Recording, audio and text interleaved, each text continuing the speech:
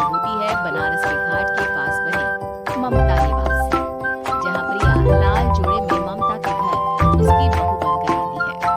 आओ आओ बहू, घर को अपने पैरों से पवित्र करो। ममता घर की दहलीज पार कर ही रही होती है कि अचानक एक बहुत गंदी सी बात पूरे घर में फैल जाती है।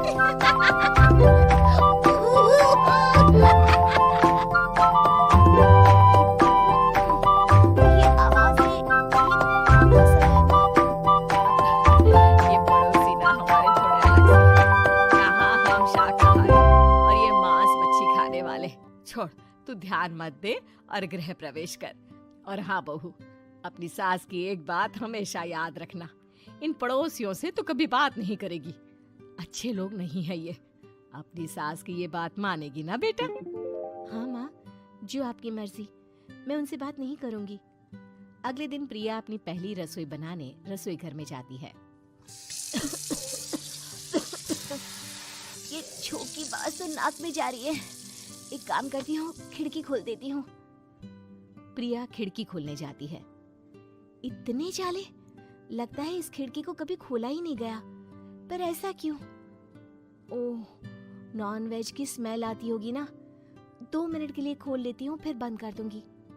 प्रिया खिड़की खोलती है। खिड़की खोलते ही उसकी नजर सामने वाले घर की खिड़की पर पड़ती है, जहाँ एक लड़की खड़ी होती है, हाथों में मेहंदी, लाल रंग की साड़ी, बिल्कुल सजी धजी, मानो प्रिया की तरह ही वो भी नई नवेली बहू हो। वो प्रिया को देखकर मुस्कुराती है। हे भगवान, माँ ने तो इनसे बात करने को मना किया था। प्रिया फौरन ही खिड़की बंद कर देती है और तवे पर चढ़े रोटी की ओर देखने लगती है, पर वहाँ रोटी न होकर मछली पड़ी होती है। ये क्या? पहली ही रसोई में इतनी बड़ी गलती! हे भगवान, अब मैं क्या करूं? प्रिया बहुत डर जाती है और फौरन रसोई की सफाई करने और फिर सभी के लिए खाना बनाने लग जाती है। जब वो सबको खाना परोसती है, सब तो ठीक है, मैं बेकार में चिंता कर रही थी। हे भगवान, ऐसे ही बस अपनी कृपा बनाए रखना।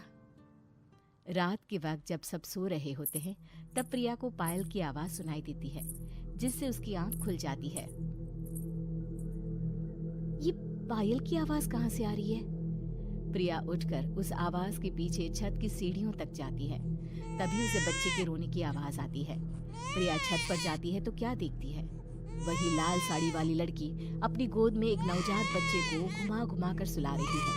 तभी प्रिया की नजर उसके पेट पर पड़ती है। ओह गॉड, ये तो प्रेग्नेंट भी है। सुनिए, बच्चा सो नहीं रहा है क्या? मैं कुछ मदद करूं?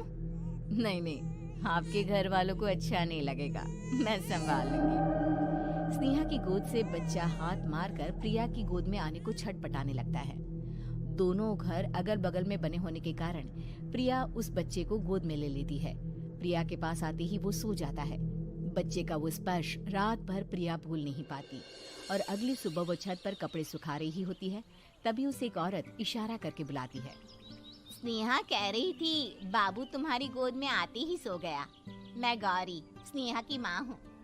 बहू, घर आना, बाबू को खिला भी लेना। शाम को जब घर पर कोई नहीं रहता, बच्चे से मिलने के लिए प्रिया छिपकर अपनी पड़ोसन के घर चली जाती है और कुछ देर बच्चे को खिलाकर वापस लौट आती है। इसके कुछ दिन बाद ही प्रिया को पता चलता है कि वो माँ बनने वाली है। ममता की खुशी का ठिकाना नहीं रहता।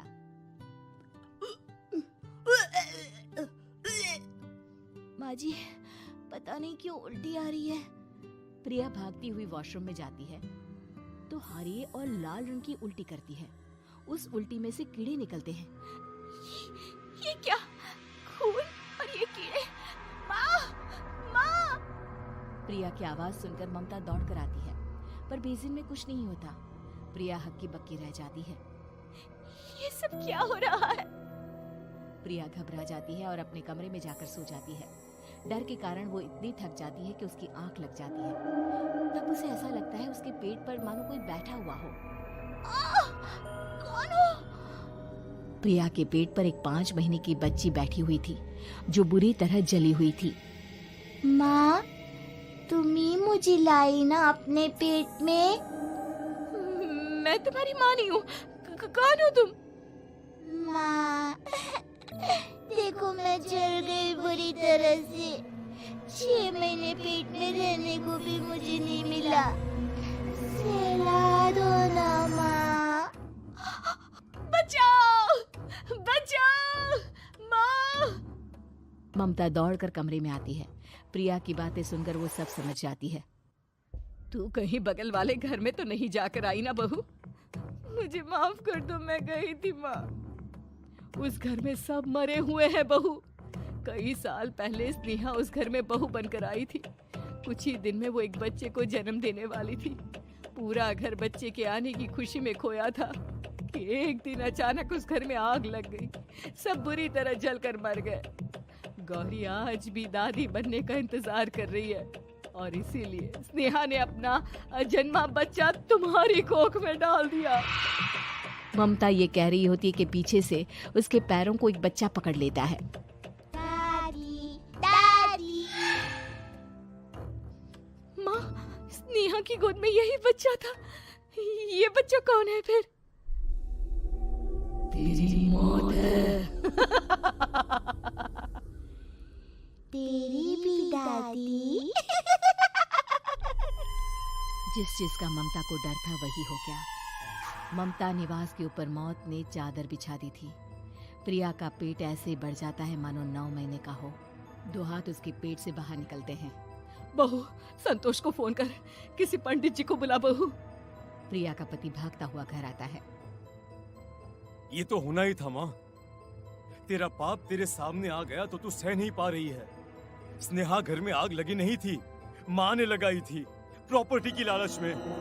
और वो बच्चा मेरी पहली पत्नी का बच्चा है, मेरा बेटा, जो कि उस आग की चपेट का शिकार हो गया था। मैंने तुमसे ये सब माँ के कहने पर छुपाया था। मुझे माफ कर दो प्रिया। तुम अगर चाहो तो यहाँ से जा सकती हो।